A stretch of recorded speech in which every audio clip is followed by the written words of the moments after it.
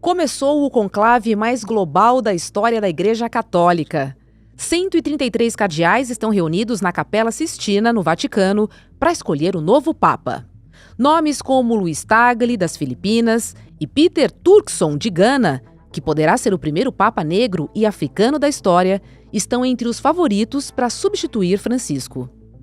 Mas Pietro Parolin, o cardeal que preside o conclave, é apontado como o número 1 na lista dos candidatos. Lista que tem brasileiro também.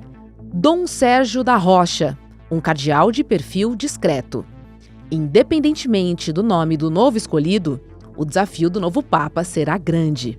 Manter a relevância da Igreja, equilibrar as tensões entre conservadores e reformistas e responder a uma sociedade que muda em ritmo acelerado. Tudo isso num mundo que enfrenta o drama dos refugiados em busca de uma vida melhor. A guerra entre russos e ucranianos e o genocídio que acontece em Gaza no conflito sem fim entre Israel e Palestina. Quinta-feira, 8 de maio de 2025.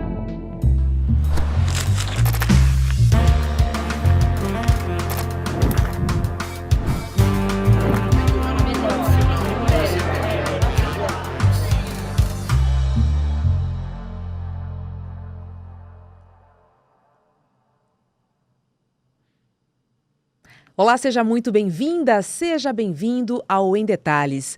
E neste podcast nós sempre vamos mergulhar e analisar uma temática do nosso dia a dia com um convidado ou uma convidada. Hoje eu recebo o teólogo e professor Faustino Teixeira. Olá, professor, seja bem-vindo ao Em Detalhes. Eu agradeço o convite. Depois de ter vindo aí participar do programa de entrevista do Chico Pinheiro, é a segunda vez que eu participo aqui do ICL. Então seja bem-vindo novamente ao ICL. Professor, o atual conclave tem caráter inédito de diversidade geográfica. Como é que essa pluralidade ela pode impactar na escolha do novo Papa, hein? Essa talvez é a grande novidade desse conclave, porque o Papa Francisco sempre foi muito preocupado com o pluralismo, né? Então ele quis fazer com que, de forma diversa do que aconteceram em outros conclaves, onde, por exemplo, a presença dos italianos era muito forte e a dos europeus, ele quis fazer uma universalização. Então, são participantes de 65 países que estão aqui no conclave, que, por um lado, mostra o valor da diversidade. O Papa Francisco ele chegou a dizer numa de suas encíclicas que a diversidade é bela. Ele gosta da diversidade. Então ele quis fazer com que a diversidade estivesse espelhada na participação de cardeais. Então ele escolheu cardeais de várias partes do mundo. Então não há mais a possibilidade de falar que um Papa que veio do fim do mundo, que agora são muitos cardeais que vêm do fim do mundo. Ele ampliou a esfera de participação e, por outro lado, isso pode até dificultar um pouco, porque os cardeais não se conhecem, né? Há também o impedimento, o empecilho da língua, né? Mas continuo achando que não será um conclave muito longo. Pois é, e mais da metade dos 133 cardeais, eles são de fora da Europa. Além dessa questão da descentralização, isso aponta para um novo capítulo da história da Igreja? Se for seguir o horizonte apontado por Francisco, ele quer descentralizar. Daí, como ele tem também uma visão muito forte da sinodalidade da Igreja, da participação muito, muito ampla, ele quer também que a representatividade seja mais universalizada e menos europeia, né? Então só que o conclave ocorre num momento muito difícil da Igreja. Ontem mesmo eu ouvi um comentário de um dos maiores vaticanistas da Itália, que é o Marco Politi, que acabou de lançar um livro na Alemanha e na França chamado A Igreja Rasgada. E ele disse ontem para uma TV colombiana Um pool de TVs, Colômbia, Venezuela e Cuba, ele falou que os últimos 10 anos da Igreja Católica foi de verdadeira guerra civil.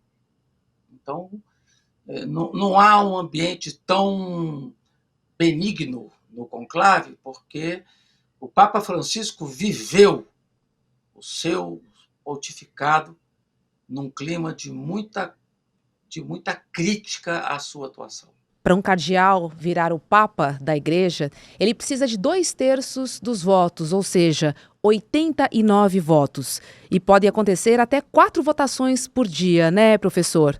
O Papa Francisco, por exemplo, foi escolhido depois de 5 votações, ou seja, em 2 dias. É. Falando do Papa Francisco, qual seria o maior legado que o senhor acredita que não será interrompido, hein? Bom, se tudo correr bem, porque a minha visão é um pouco mais pessimista, eu tenho preocupação, né? Ainda mais depois de ouvir ontem o Marco Politi, a gente fica preocupado porque os segmentos ultraconservadores, eles não deram o nome ainda, né? Eles estão mais calados, mas estão atuando nos bastidores, certamente estão atuando. Então, se o Papa Francisco, o legado do Francisco for recuperado, né? Se buscar dar continuidade ao legado, nós teremos um Papa pastoral e não um Papa curial.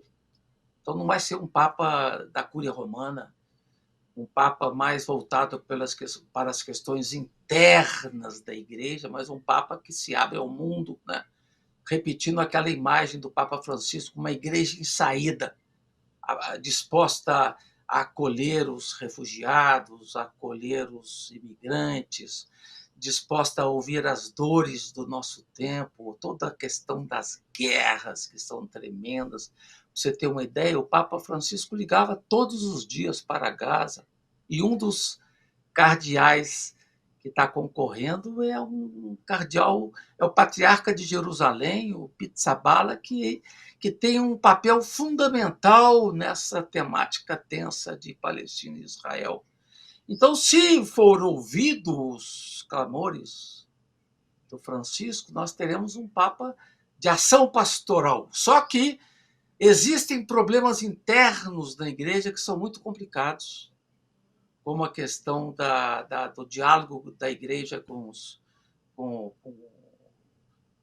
LGBTQI+, a questão da ordenação das mulheres, a questão da pedofilia dentro da Igreja, a questão das finanças do Vaticano. Então, existem questões internas muito difíceis, inclusive que são questões internas que levaram o Papa anterior, Bento XVI, à sua própria renúncia.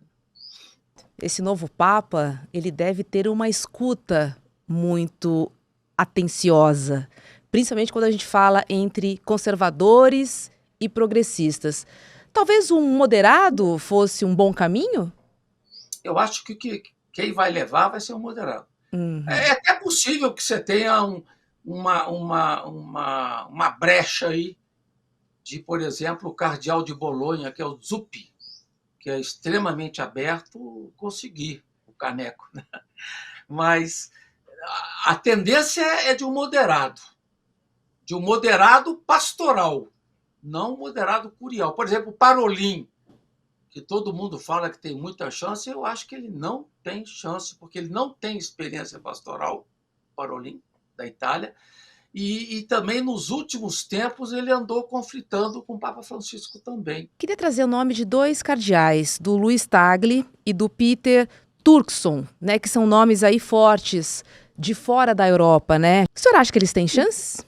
Eu acho que não, nenhum dos dois. O das Filipinas, por várias questões, inclusive da língua, né? E no meu ponto de vista, eu vejo alguns nomes possíveis. Embora eles falam que quem entra Papa volta cardeal. Né? Não consegue, mas eu vejo a possibilidade do Pizzaballa de Jerusalém, eu vejo a possibilidade do cardeal de Bolonha, né? Uma possibilidade. Eu vejo a possibilidade do do cardeal de Portugal, que é um nome, como é que ele chama? É o Tolentino de Mendonça.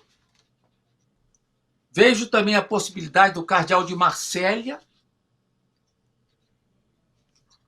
que também é outro nome interessante. Jean-Marc Avellini. E o Brasil tem um representante também bem mais discreto nessa disputa, que é o Dom Sérgio da Rocha.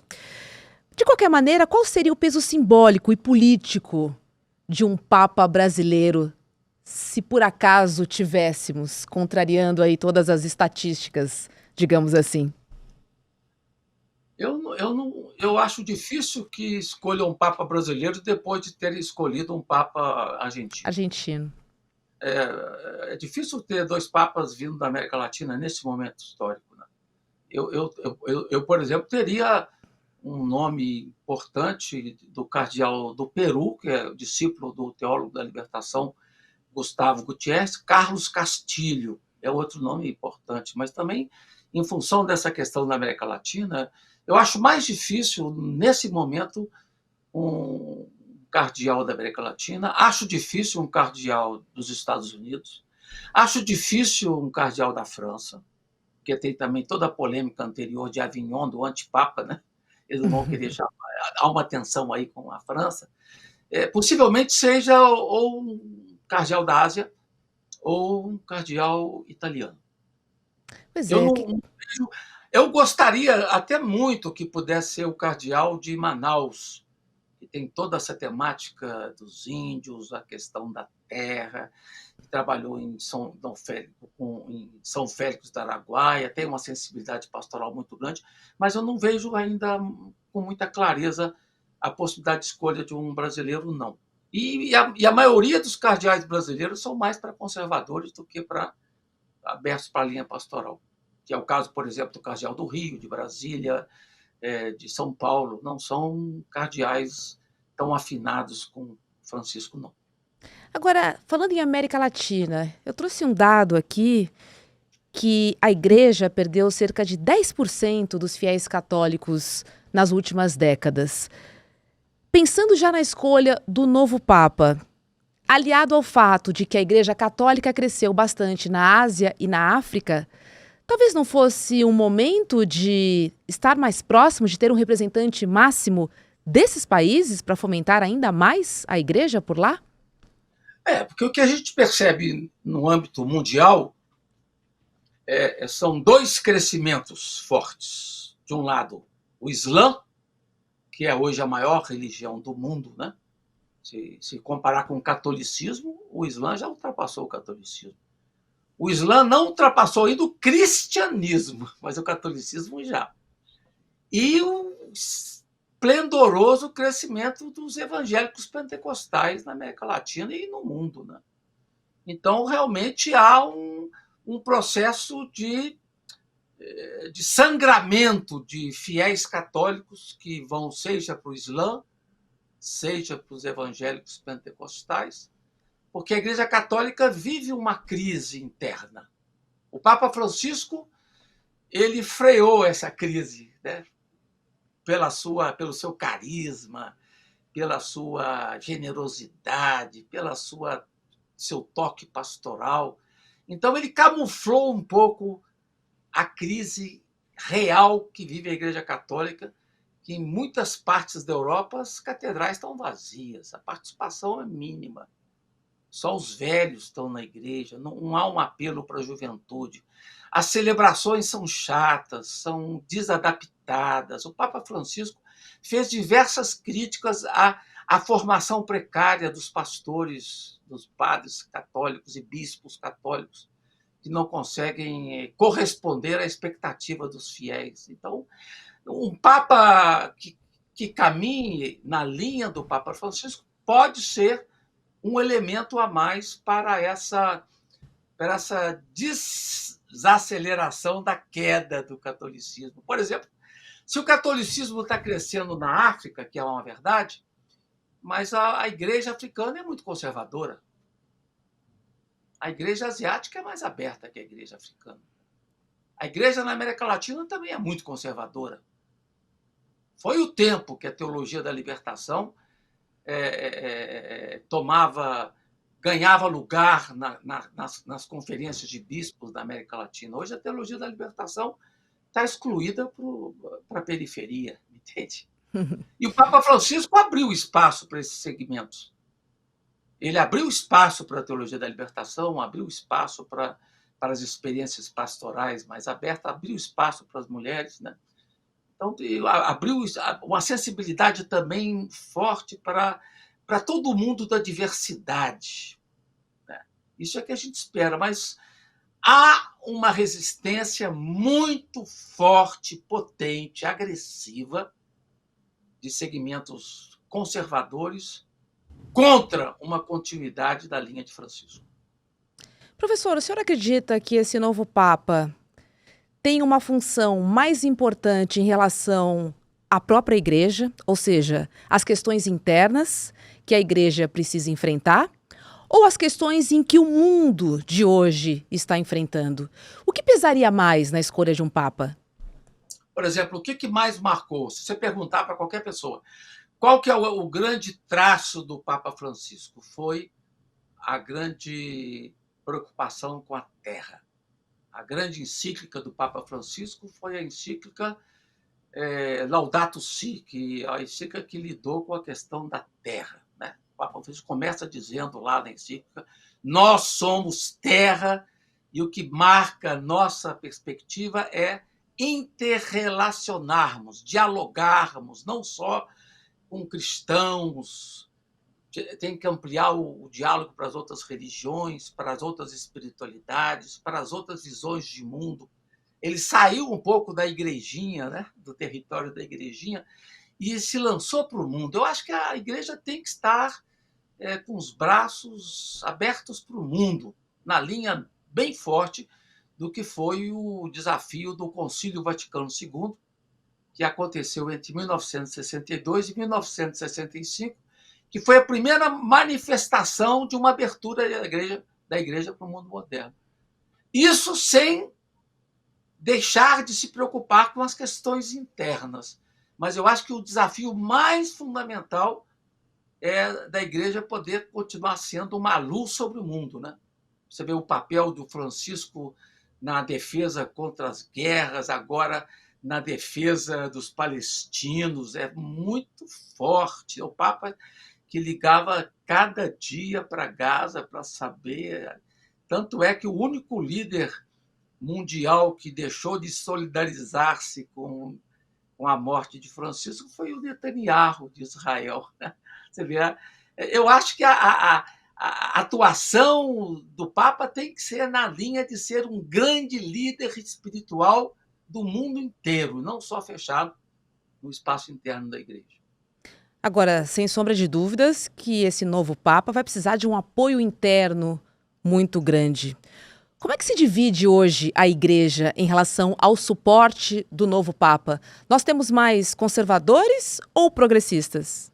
Nós temos mais moderados. Moderados. Mas temos um grupo conservador muito barulhento. Basta ver o Brasil. O Brasil é o ninho de ultraconservadores, de movimentos leigos, de jovens, de padres jovens, de bispos jovens, que são extremamente conservadores, que estão ocupando as TVs, as redes sociais, com a sua raiva, né? Infelizmente, o Papa que vem por aí vai continuar enfrentando uma barreira muito grande desses setores conservadores. Professor, as tarefas e o papel de um Papa, ele mudou muito ao longo dos séculos? Muito. Basta ver o que aconteceu com a Igreja Católica depois de 1965. 1965 é o final do Concílio Vaticano II, que foi um concílio eminentemente pastoral. Quer dizer, o que o concílio significou? Significou uma descontinuidade com uma visão de igreja mais centrada em si mesma. E o que acontece hoje? É uma divisão entre aqueles segmentos que querem dar continuidade à dinâmica do Concílio Vaticano II numa linha pastoral, e outros segmentos que querem buscar um equilíbrio diferente para a Igreja, de forma que ela não esteja assim tão empenhada no mundo, mas mais centrada na dinâmica interna, missionária, de uma evangelização proselitista que marcou o passado da Igreja e que Francisco rompeu com essa perspectiva de forma muito nítida. Ele também se aproximou muito da juventude, né? E algo que eu sempre Muito. penso, porque a juventude hoje ela é muito crítica e muito mais conectada. E o Papa Francisco tinha essa linguagem e essa conexão. E agora já pensando no futuro da igreja em relação ao número de fiéis, né, professor? É uma preocupação que tem que estar ali presente na escolha do novo Papa, não? O Papa Francisco ele se preocupou muito com os pobres. Agora, a grande questão da Europa com os migrantes, as pessoas que morrem no mar tentando encontrar uma vida mais digna. Com as Tanto é que questões ele começou, ambientais, né? a preocupação, ele começou o seu pontificado em Lampedusa, que é o lugar na Itália que acolhe esses migrantes, né? Ele se preocupou muito com a juventude, a atuação dele aqui no Brasil, no Encontro da Juventude, foi das mais bonitas, né? E, ultimamente, estava se preocupando muito também com os idosos.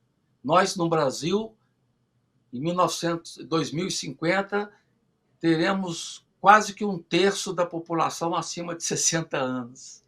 O Papa Francisco bateu muito na tecla da juventude, mas também bateu muito na tecla do envelhecimento. E eu acho que isso aí tem um papel tão bonito e tão fundamental.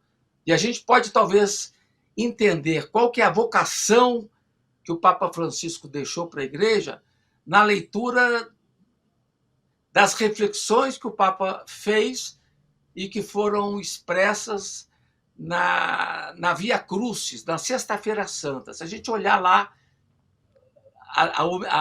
as reflexões que foram tecidas na Sexta-feira Santa, ali está expresso quase que o testemunho que Francisco quis deixar para a Igreja.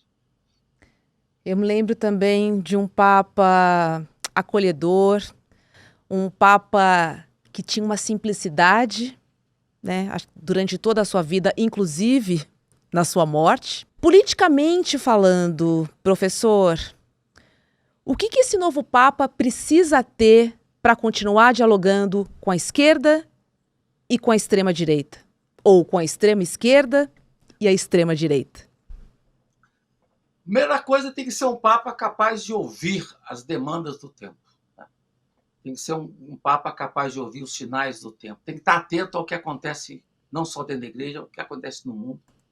Tem que ser um Papa ousado, profético, que saiba denunciar, particularmente, toda a dinâmica da opressão que continua acontecendo no mundo. Né?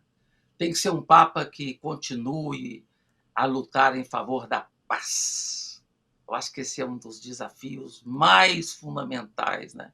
Fazer com que o nosso tempo, que é um tempo tão difícil, a gente chama o tempo do antropoceno, que é o tempo da ação predatória do ser humano sobre a Terra, que o Papa possa ser uma voz contundente contra esta dinâmica violenta, predatória, necrófila do ser humano na Terra, não só na violência contra a natureza, mas na violência contra os desvalidos, contra os pobres, né? Contra os desencantados, e que a Igreja possa ser um instrumento de fortalecimento de um ânimo. O nosso tempo é um tempo de muita gente deprimida, de muita gente esmagada pela falta de horizontes, que possa pelo menos ser alguém nesse nosso tempo que continue testemunhando algo que é central no Evangelho, que é a dinâmica da alegria. Né? O Guimarães Rosa, no seu livro O Grande Sertão Veredas, ele fala que o grande desafio é o desafio da alegria. A gente tem que saber em que cavalo que a gente vai montar, se é o cavalo que vai para a tristeza ou se é o cavalo que vai para a alegria. Então, apesar de toda a conjuntura difícil da Igreja que nós estamos vivendo, a gente tem que apostar que é possível que haja um novo Papa que dê continuidade à dinâmica de alegria, de hospitalidade, de compaixão, de ternura e de misericórdia que marcou o pontificado do Papa Francisco. É isso. Fraternidade e amor, né, professor? Só para a gente fechar, o senhor acha que veremos a fumaça branca até o final de semana? Ou deve demorar mais? Eu acho que veremos a fumaça branca amanhã ou depois de amanhã. Não será um conclave longo, a meu ver. Por quê? Amanhã, porque eles não se conhecem? Por qual motivo? Porque os nomes já estão mais ou menos emplacados. A questão só é conseguir os 2/3, que é o mais difícil, né? Para conseguir os 2/3, vai ser necessário você angariar votos da extrema dos mais conservadores. Então, vai ter que ter um nome que não seja de ânimo muito acirrado, né? Que seja um pouco mais moderado. É a solução. Como dizia São Tomás de Aquino, o caminho está no meio, né? Eu acho que a igreja ela gosta muito daquelas opções que evitam os dois extremos. Eu acho que para o grupo de cardeais que está aí, apesar de não ser o meu desejo, eu acho que vai ser um cardeal moderado pastoral, de perfil pastoral. Alguém que tenha uma voz firme também, tenha princípios claros para defender, sobretudo os princípios evangélicos fundamentais. É isso. Tá certo. Obrigada, viu, professor Faustino Teixeira, por participar aqui conosco do Em Detalhes. Um bom dia para você. Paz e bem.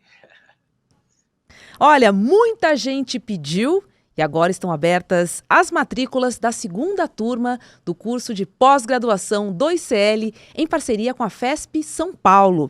Já são quase 4.000 alunos e alunas que participaram da primeira turma da pós-graduação e agora você tem a sua chance de entrar nesta segunda turma dessa formação revolucionária.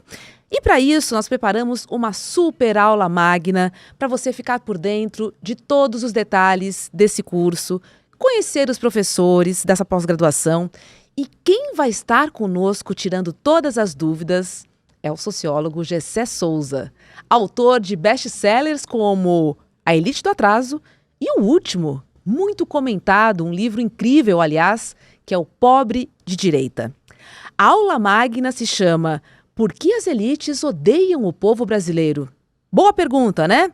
Então não perca essa aula aberta, online e gratuita, que vai acontecer no dia 15 de maio, às 8 horas da noite. Corra e garanta sua vaga em detalhesicl.com.br e não perca essa chance de participar da segunda turma do curso de pós-graduação 2CL. O Em Detalhes de hoje fica por aqui. Para você que nos acompanha pelo YouTube, agora é hora de CL Mercado e Investimentos com Débora Maganha. E na sequência tem Rolê ICL. Obrigada pela sua companhia e a gente se encontra aqui na programação. Tchau, tchau. Sabe aquela história que no Brasil nada funciona porque o povo não presta? Pois é, isso nunca foi verdade. Mas foi o discurso perfeito para que as elites escondessem os seus privilégios e para elas poderem apontar o dedo para quem de fato sempre foi explorado. E no fim das contas, esse discurso disseminado à torto e à direito tem raízes profundas na herança histórica que o nosso país carrega. E na aula inaugural da segunda turma da pós-ICL-FESP, o sociólogo Gessé Souza vai explicar por que essas ideias se tornaram senso comum e como a elite usa esse discurso para manter o país até hoje de joelhos. Por que as elites odeiam o povo brasileiro? No dia 15 de maio, quinta-feira, às 20 horas, uma aula gratuita e aberta para você que quer compreender melhor esse país.